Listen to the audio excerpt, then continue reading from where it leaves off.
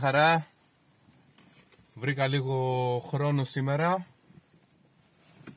και θα δείξω τη διαδικασία εμβολιασμού, πώς εγώ έχω μάθει και πώς εμβολιάζω. Αρχικά έχουμε εδώ τώρα ένα πλαίσιο που, από ένα μελίσι που είχαμε ορφανέψει 3 μέρες πριν, για να μαζέψουμε βασιλικό πολτό.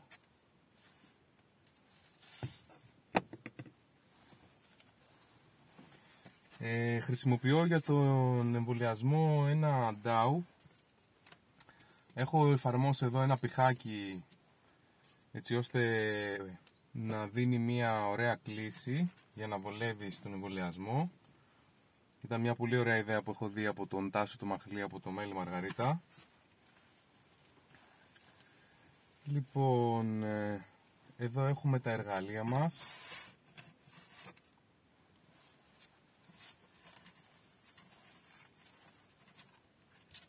Τα οποία εγώ κάθε φορά τα αποστηρώνω μέσα σε βραστό νερό.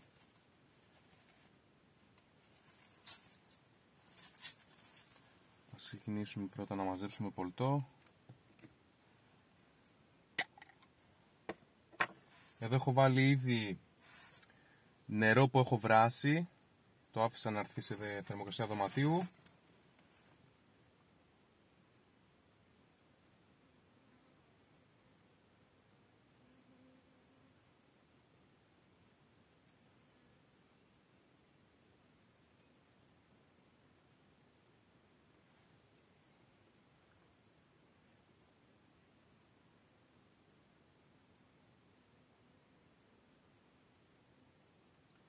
Θα μαζέψουμε πολτό, δεν θέλουμε πάρα πολύ, ίσα ίσα για να γίνει η διαδικασία.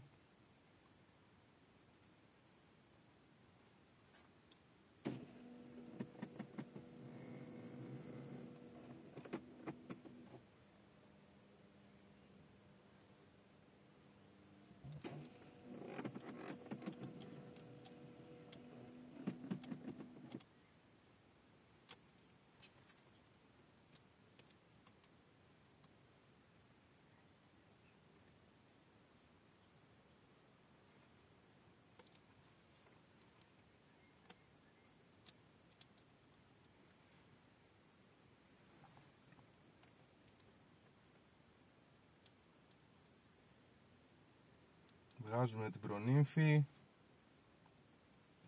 και συλλέγουμε το βασιλικό πολτό. Το μελίσι αυτό το είχαμε τροφοδοτήσει. Ήταν ένα μελίσι το οποίο πήγαινε με μάνα του 22 που πήγαινε για αντικατάσταση. Βρήκαμε τη μάνα, την καρυδώσαμε, αφήσαμε το μελίσι να πετάξει δικά του βασιλικά κελιά. Συλλέγουμε τώρα το βασιλικό πολτό. Στο μελίσι αυτό πρόσθεσα 2 πλαίσια με κλειστό γόνο.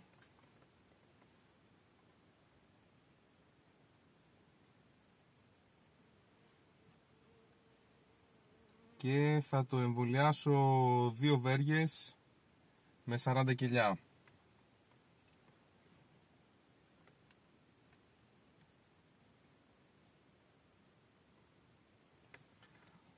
Αυτή είναι η διαδικασία που συλλέγουμε βασιλικό πολτό.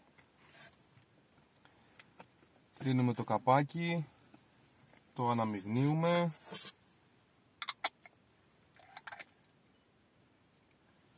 και είναι έτοιμο για να κάνουμε τον υγρό εμβολιασμό μας.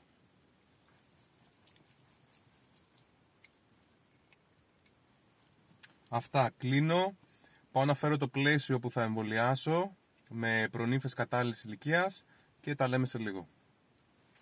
Και αφού πήραμε το πλαίσιο με το γόνο που θέλουμε να εμβολιάσουμε κατάλληλης ημέρας, εννοείται ότι πάντα όταν μεταφέρουμε γόνο που θα προοριστεί για εμβολιασμό, τον μεταφέρουμε με μια βρεγμένη πετσέτα, ένα βρεγμένο ύφασμα και εννοείται ότι δεν τεινάζουμε το πλαίσιο από μέσα από την κυψέλη, αλλά το κάνουμε με ελαφρές κινήσεις με τη βούρτσα.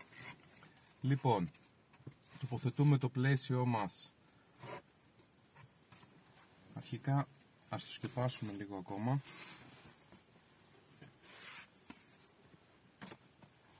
Και πάμε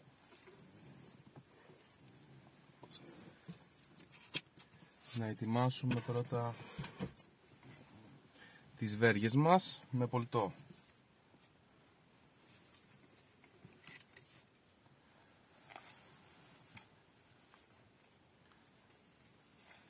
Τα εργαλεία που χρησιμοποιώ εγώ πλέον, γιατί όταν είχα ξεκινήσει εμβολιασμούς, είχα ξεκινήσει με αυτό εδώ το Excalibur που ήταν δώρο από τον δάσκαλο μου. Εντάξει, με βόλευε, αλλά καμία σχέση τώρα με το εργαλείο που χρησιμοποιώ πλέον.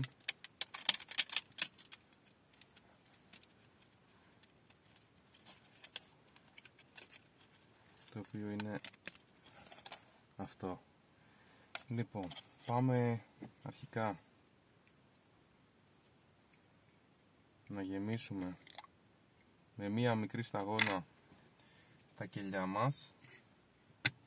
Ας βάλουμε και το φακό να είμαστε έτοιμοι και να βλέπουμε καλύτερα.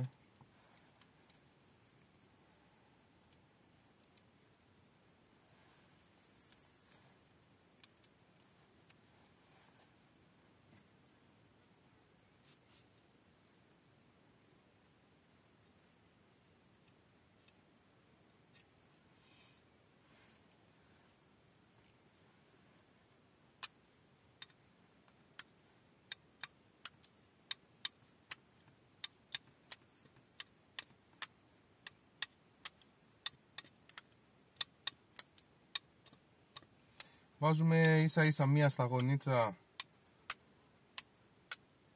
στον πάτο του κάθε κελιού.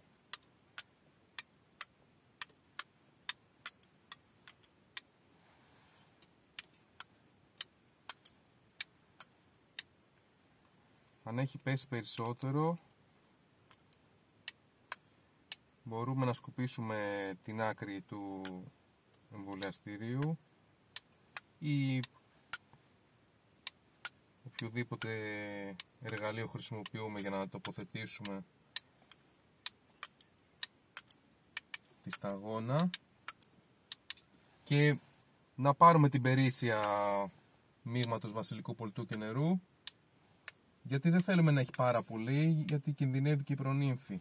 Την προνύμφη προσπαθούμε να την αποθέσουμε πάνω στη σταγόνα και όχι μέσα, γιατί μέσα θα πνιγεί η προνύμφη. Λοιπόν, αφού τοποθετήσαμε μια σταγόνα σε κάθε ένα κελί,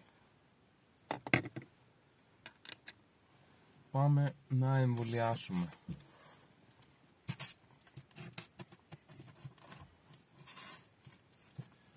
Αφαιρούμε το βρεγμένο μας πανί. Πολύ ωραία.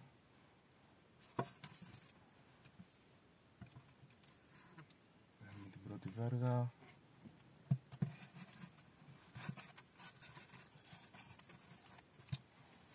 Ας αφήσουμε την άλλη εδώ δίπλα να κάνουμε τη δουλειά μας. Λοιπόν, εγώ εμβολιάζω μέσα στο αυτοκίνητο. Ο καθένας εμβολιάζει όπου τον βολεύει. Απλώς υπάρχει το καλό με το αυτοκίνητο είναι ότι έχει σταθερές συνθήκες. Δεν φυσάει, δεν βρέχει, δεν έχει πολύ ψηλή θερμοκρασία ούτε πολύ χαμηλή. Μπορείς να ρυθμίσεις τη θερμοκρασία επίσης ανοίγοντας το παράθυρο. Λοιπόν, πολύ σημαντικό όταν θέλουμε να κάνουμε εμβολιασμό είναι να προνοήσουμε 5 μέρες πριν, να βάλουμε ένα μαύρο πλαίσιο σφίνα σε ένα δυνατό μελίσι στο κέντρο της γονοφολιάς, έτσι ώστε να το καθαρίσει και να το γεννήσει και μετά από 5 μέρες θα έχουμε προνύμφη πρώτης ημέρας. Αυτό για την αρχή, τουλάχιστον για όσο δεν έχουμε εμπειρία, αλλά και για να μην χάνουμε χρόνο. Δηλαδή, ξέρουμε επί τόπου ότι πάμε εκεί την πέμπτη μέρα, παίρνουμε αυτό το πλαίσιο, δεν κοιτάμε τίποτα, θα βρούμε κατάλληλη προνύμφη.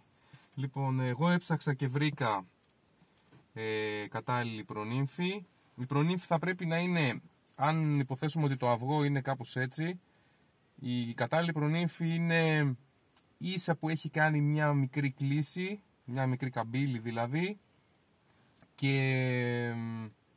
είναι πολύ μικρή, ίσα που φαίνεται, δηλαδή έχει λίγο βασιλικό πολτό στο πάτο του κελιού και είναι μια πολύ μικρή προνύμφη. Την προνύμφη προσπαθούμε να την πάρουμε με τον τρόπο, έτσι όπως είναι η προνύμφη, προσπαθούμε να την πάρουμε από εδώ πίσω και πάμε να την αναποθέσουμε μετά μέσα στο κελί. Δηλαδή, αν υποθέσουμε ότι αυτή εδώ είναι μια προνύμφη, πάμε να την πάρουμε έτσι και θα πάμε να την αναποθέσουμε πάνω στη σταγόνα με τον ανάποδο τρόπο, έτσι.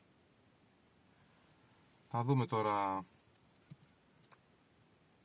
δεν ξέρω τώρα από εκεί τι θα φαίνεται βέβαια, αλλά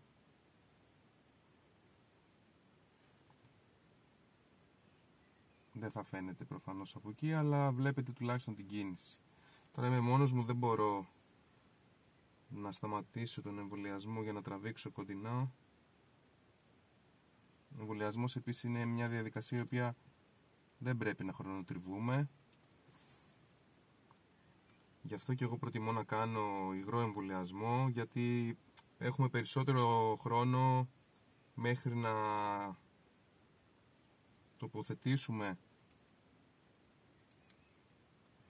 τοποθετήσουμε την βέργα μέσα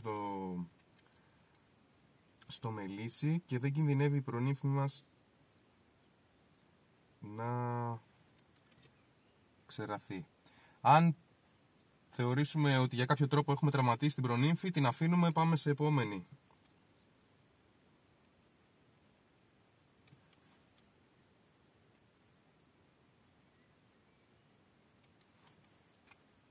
Ή μπορούμε να βάλουμε και μια δεύτερη προνύμφη σε αυτό το κελί. Οι μέλισσες ξέρουν, θα επιλέξουν αν μία από τις δύο θα πετάξουν την άλλη.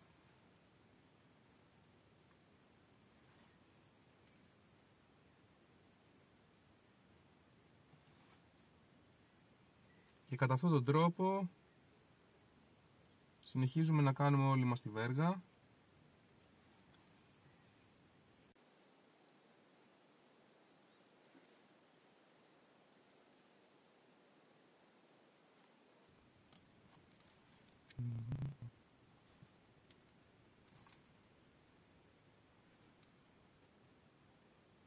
Κοιτάμε να παίρνουμε προνύμφες σχετικά από το κέντρο του τελάρου, γιατί σίγουρα θα τις έχουν προσέξει πιο πολύ, θα έχουν ταϊστεί καλύτερα. Πολλές φορές στην άκρη του πλαισίου μπορεί να νομίζουμε ότι είναι μια προνύμφη μικρής ηλικίας, αλλά να είναι μεγαλύτερης και να είναι κακοταϊσμένη.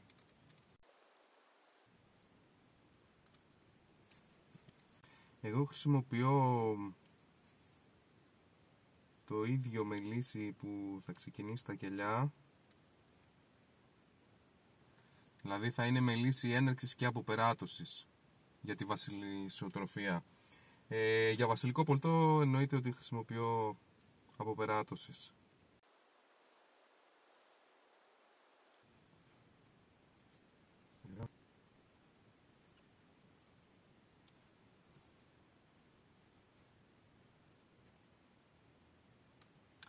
Λοιπόν, σχεδόν τελειώσαμε την πρώτη βέργα.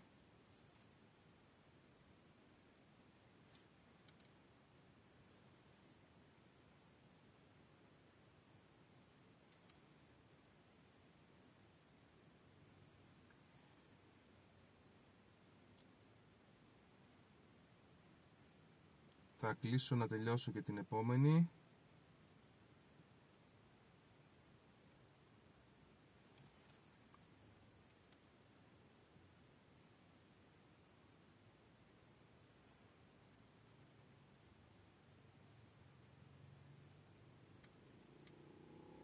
Και τα λέμε σε λίγο.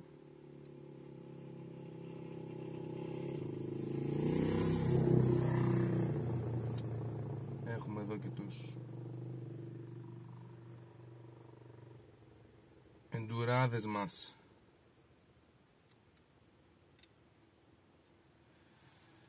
Λοιπόν, σας αφήνω να συνεχίσω και την επόμενη βέργα και θα τα πούμε μετά. Τελειώσαμε τον εμβολιασμό μας και θα τοποθετήσουμε τις βέργες πάνω στο πλαίσιο με τους ορθοστάτες.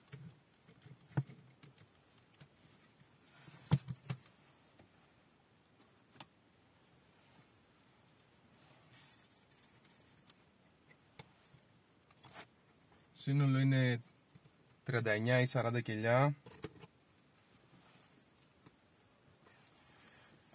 Τα σκεπάζουμε να μην κρυώσουν και να μην ξεραθούν και πάμε πολύ γρήγορα χωρίς να τα γυρίσουμε. Προσέχουμε να παραμείνουν ανάποδα τα κελιά ώστε να μην πέσει η προνύμφη μέσα στη σταγόνα που έχουμε τοποθετήσει. Αυτά, φίλοι μου. Καλή συνέχεια. Μπορεί να σας δείξω και λίγο το μελίσι που έχω στήσει το βασιλισσοτροφίας. Και αν προλάβω σε λίγες μέρες θα δείξω και την αποδοχή, τι ποσοστό αποδοχής είχαμε. Καλή συνέχεια και καλή δύναμη σε όλους. Γεια χαρά.